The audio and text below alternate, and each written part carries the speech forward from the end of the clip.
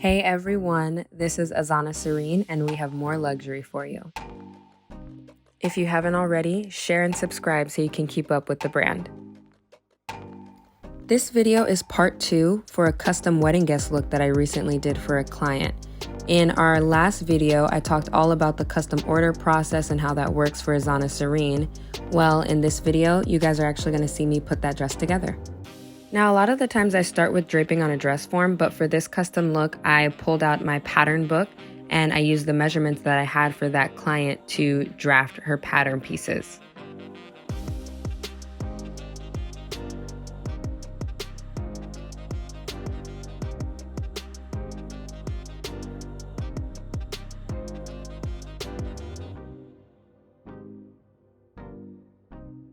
Once you have your basic pattern pieces using the book's guidance and the measurements from your client, you're going to want to start manipulating those pattern pieces to match the style that you've designed.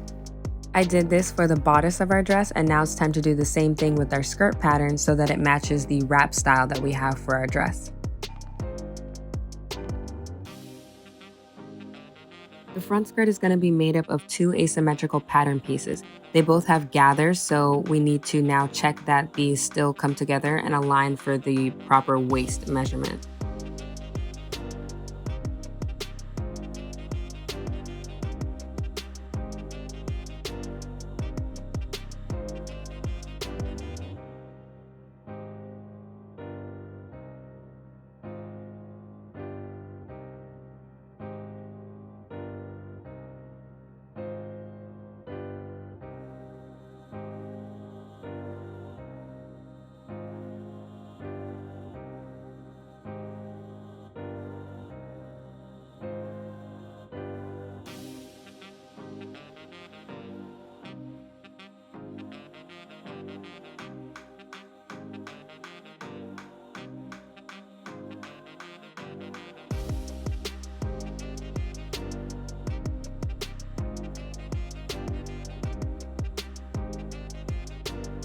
Now that all our pattern pieces are cut, it's time to place it on the fabric. You'll notice that the center bodice piece was placed on the fold of the fabric. That's because that pattern is on fold. We don't want a seam right down the center of the dress, so that one has to go on the edge there. And the rest of the pieces, we're just trying to use the least amount of space as possible. So you want to put those pattern pieces close together, save yourself some fabric.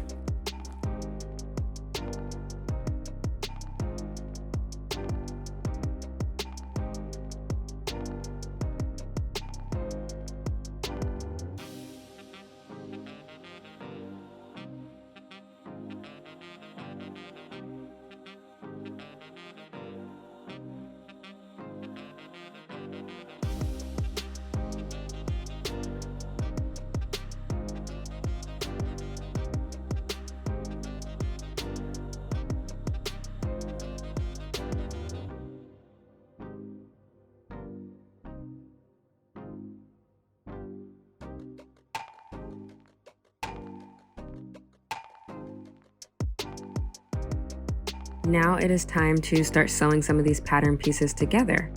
Just like any other part of this process, it's not that it's necessarily super difficult. This is a fairly simple pattern, but it all is very tedious, and you want to be detailed and take your time to make sure that you get very beautiful, well done results.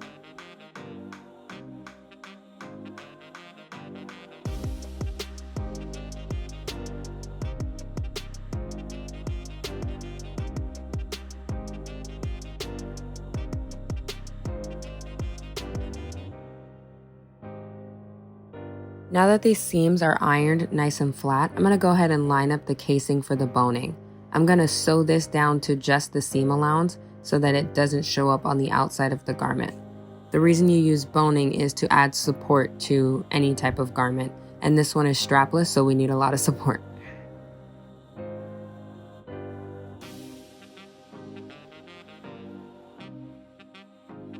I actually took the boning out of the casing while I sewed it down to the seam allowance. This way nothing would get in my way while I was actually attaching it to the garment. You want to make sure that you sew in very straight lines so that when it's time to reinsert that boning, you don't have any problems.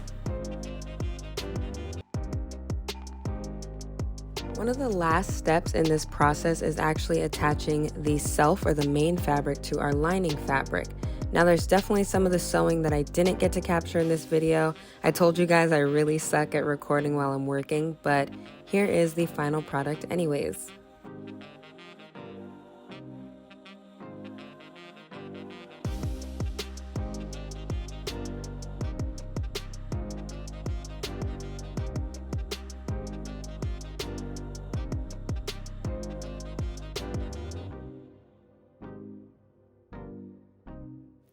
This was the first style that I've ever done for a wedding, but I promise you guys it will not be the last.